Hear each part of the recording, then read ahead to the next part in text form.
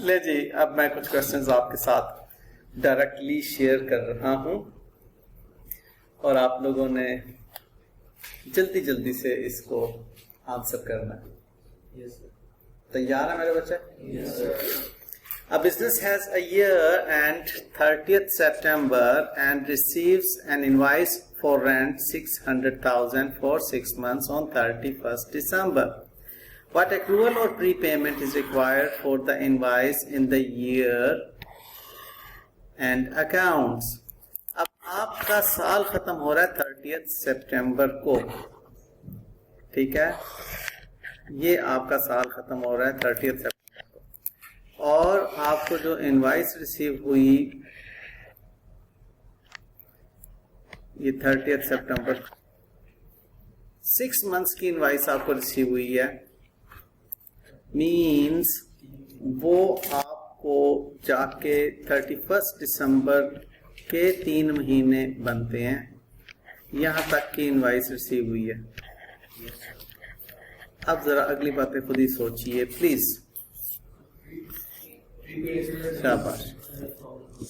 ये आपको जो रिसीव हुआ है वो इस पीरियड का रिसीव हुआ है, 3 महीने यहां से, ये 3 मंथ्स और ये 3 मंथ्स मिलके बनते हैं 6 मंथ्स।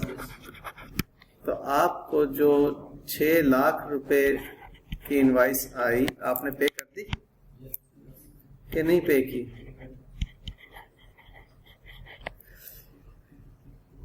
पे कर दी या नहीं? कहां पर लिखा है कि पे कर दे?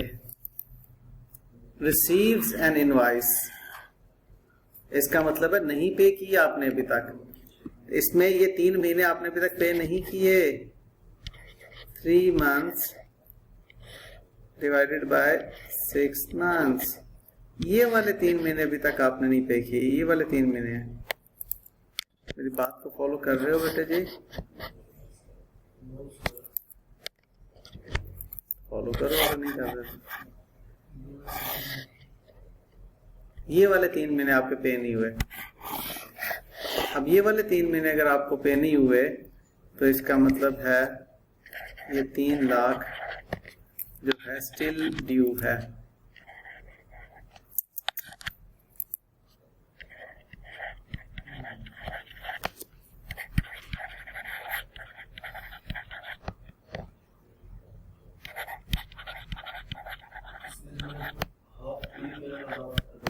नहीं पे किया ही नहीं जानू, पे किया ही नहीं। पे नहीं किया तो इसी तारीख को वो फिर आपका जो है वो लायबिलिटी बन गया ना। अगर पे कर दिया होता, ये हम पेमेंट इन एरियर कर रहे हैं, अगर पे कर दिया होता, पेमेंट इन एडवांस होती तो फिर वो 3 मंथ्स जो थे वो आपके एसेट बनते, प्रीपेड। फॉलोड? तो यहां पर आपको ये एक्रूड लायबिलिटी की बात कर रहा है, ठीक है सर। इस इनवॉइस में वैसे 2 पोर्शन ही हो जाएंगे बेटे जान। इनवॉइस तो इकट्ठी आई है ना। इनवॉइस 6 लाख की आपको मैंने दी है, आप मेरी बिल्डिंग यूज कर रहे हैं ऑफिस के लिए। मैंने आपको 6 महीने की इनवॉइस दी है जो 6 महीने खत्म हो रहे हैं 31 दिसंबर को। शुरू कब हुए थे? 1 जुलाई को। तो 1 जुलाई, पूरा जुलाई, अगस्त, सितंबर तो इसी साल में फॉल कर रहे हैं। आपने बिल्डिंग मेरी यूज कर दी, पैसे नहीं दिए, तो आप पे लायबिलिटी बनती है कि नहीं बनती? समझ आई जी बेटे जी? ठीक है, क्लियर? अब यहां पर कहता है during the year business paid electricity bill of 900,000 for the 3 months to November तक का आपने पे कर दिया। आपका ईयर एंड हो रहा है 30th सितंबर को। आपने अक्टूबर नवंबर 2 महीनों का एडवांस में पे कर दिया। ये 3 मंथ्स का बिल था तो 2 महीने आपने एडवांस में पे कर दिए। क्या बनता है? 600,000 हो गया मेरे।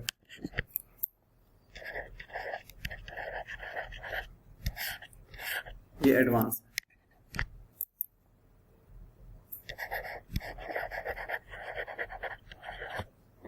या प्रीपेड। Alright, prepaid. 30.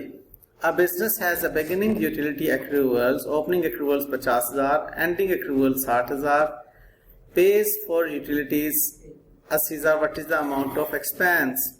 इसको हमने इस तरीके से भी सीखा हुआ है, टी अकाउंट के जरिए से भी सीखा हुआ है और प्लस माइनस से भी सीखा हुआ है. अगर टी अकाउंट में मैं एलएक्सटी एक्सपेंस का अकाउंट बनाऊं, ओपनिंग ड्यू मेरे था 50, क्लोजिंग ड्यू और कैश पेड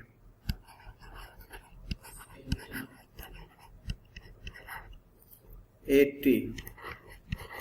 एक्सपेंस डेबिट होता है कैश पेड से, तो आपके पास आती है 140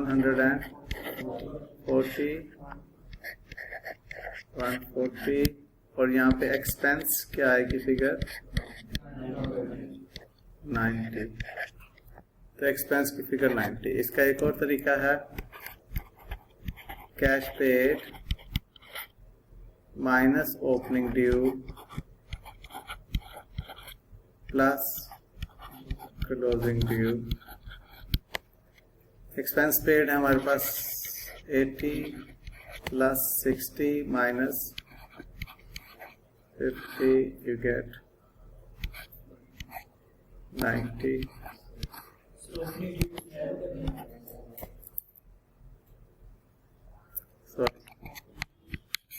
नहीं समझा से और नीचे लिखना है. ठीक है बेटा. Opening due minus closing plus, मैंने फिगर्स गलत लिखी हैं. हाँ फिगर्स गलत लिखी हैं. ओपनिंग ड्यू ये और ये. अब ठीक है. ओके. उसके बाद हमारे पास क्या कहता है 1 अक्टूबर. ये यार इस तरह के काम तो मैं आपको होमवर्क के तौर पे दे सकता हूँ.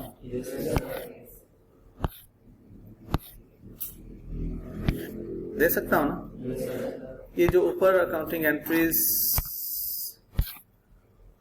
मैं कर चुका हुआ हूँ, ये वो वाली अकाउंटिंग एंट्रीज.